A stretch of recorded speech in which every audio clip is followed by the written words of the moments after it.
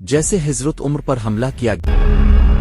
हजरत उमर जमीन पर गिर गए और उन पर हमला करने वाला फिरोज मस्जिद से भागने लगा, लेकिन जैसे ही मुसलमानों ने इसे पकड़ ली, फिरोज ने इसी खंजर से अपना गला काट दिया, जिसके बाद मुसलमान हजरत उमर को उठाकर उनके घर लेकर आए। लेकिन घर पहुंचते जब उन्हें खजूर का पानी और दूध पिलाया गया तो वो उनके मादे में जाने के बजाय उनके जख्मों से बाहर आने लगे। ये देखकर हजरत उमर के डॉक्टर ने और कहा कि अमीर अल-मोमिनीन अल्लाह को याद करें, क्योंकि अब का जिंदा रहना इम्पॉसिबल है। अब जब हजरत उमर ने अपनी ही मौत की खबर सुनी तो वो इस सोच में पड़ गए कि मुसलमानों की इस खिलाफत, जो दुनिया की सबसे बड़ी सुपर पावर थी, का नया खलीफा कौन होगा। अब हजरत उमर से उनके मिनिस्टर्स, जनरल्स और बड़े बड़े सहाबा आकर मिलने लगे और सब मिलकर हजरत उमर को इस्लाम के तीसरे खलीफा में अपनी राय देने लगे। तो सबसे पहले एक आदमी ने हजरत उमर को अपनी राय दी कि अमीर अल-मोमिनीन, अब दुनिया के कितने बड़े खलीफा हैं और दुनिया का रिवाज ये है कि हर बड़े बादशाह के बाद इसी का बेटा बादशाह बनता, तो अब भी अपने वालिद अपने बेटे अब्दुल्ला बिन उमर को मुसलमानों का नया खलीफा बना दिया। ये सुनकर हजरत उमर ने इसे देखा और कहा,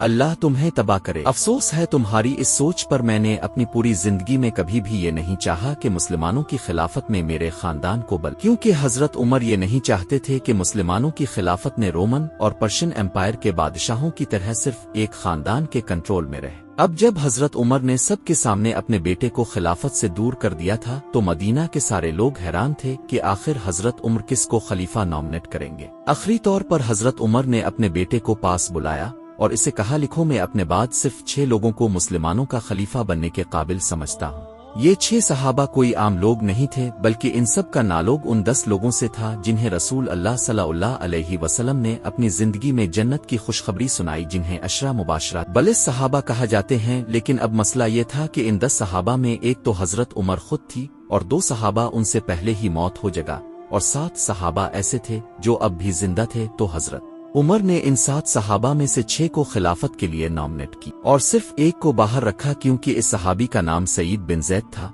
और ये हजरत उमर के कजिन और उन्हें के कबीले से था। मतलब हजरत उमर का किया है, ये नहीं चाहते थे कि खिलाफत किसी एक खानदान के कंट्रोल में आए, चाहे वो खानदान उनका अपना ही क्यों ना हो। साथ ही हजरत उमर ने ये ऑर्डर भी दिया कि मेरे बेटे अब्दुल्ला बिन उमर को भी खिलाफत के इस फैसले में शामिल किया जाए, लेकिन इसे मुसलमानों का खलीफा बनने की इजाजत नहीं है। हजरत उमर ने वफात से पहले मुसलमानों को क्लियर ऑर्डर दिए थे कि मुझे दफनाने के फौरन बाद उन 6 सहाबा को मदीना के एक घर में बंद कर दिया जाए ताकि ये खलीफा का फैसला कर सके, जिसके बाद उनके पास सिर्फ 3 दिन का टाइम होगा कि ये लोग आपस में फैसला करके किसी एक को मुसलमानों का तीसरा खलीफा बनने और साथ ही 50 लोगों को तलवारों के साथ इस घर के बाहर उनकी हिफाजत के लिए खड़ा किया जाए। ऐसा हजरत उमर ने इसलिए भी किया कि उन 6 लोगों में से कोई भी खलीफा के इस इलेक्शन के दौरान अपने कबीले की लोगों से ना मिल सके, ताकि वो उनके जहनों में इधर उधर की बातें ना डालें और ये खुद अपनी मर्जी से फैसला करें। और फिर हजरत उमर ने अपना आखिरी हुक्म दिया कि जब ये 6 सहाबा किसी एक को खलीफा बना दें, इसके बाद हर आदमी को ये फैसला मानना होगा और जो ना माने इसका सर काट दिया जाए। हजरत उमर ने मुसलमानों की तारीख के पहले एलिकेशनज में सिस्टम बना दिया और सिर्फ मुसलमानों के लिए, बल्कि ये दुनिया की सबसे पहले एलिकेशनज में से एक था। अब ये सब करने के बाद हजरत उमर ने आने वाले नए खलीफा को अपनी आखिरी एडवाइस, नए खलीफा हमेशा अल्लाह से डरते रहना, मुहाजिरीन और अंसार का खास ख्याल रखना, तुम्हारी खिलाफत में रहने वाले नॉन मुस्लिम्स की ऐसी हिफाजत करना जैसे तुम अपने मुसलमान भाइयों की करते हो, और याद रखना कभी भी अपने खानदान के लोगों को मुसलमानों की गर्दनों पर सवार मत करना।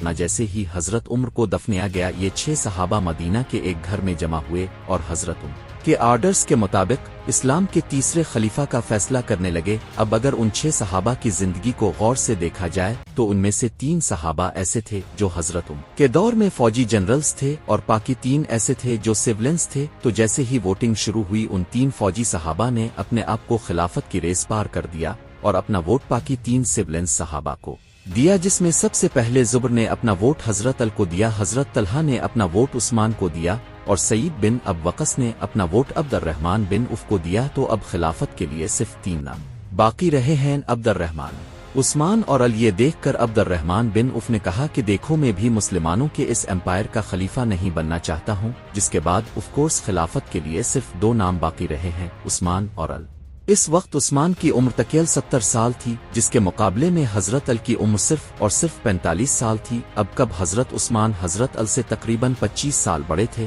اور ان دونوں میں مسلمانوں کا خلیفہ کون ہوگا یہ فیصلہ حضرت عبد الرحمن بن عوف نے کرنا تھا، کیونکہ انہوں نے ابھی تک اپنا ووٹ کسی کو نہیں دیا تھا۔ اب جب مسلمانوں کا نیا خلیفہ بنانے کی ساری طاقت عبد الرحمن بن عوف کے ہاتھ میں تھی، جو ایک بہت بڑی ذمہ داری تھی، تو اب اس کا فیصلہ کرنے سے پہلے عبد الرحمن بن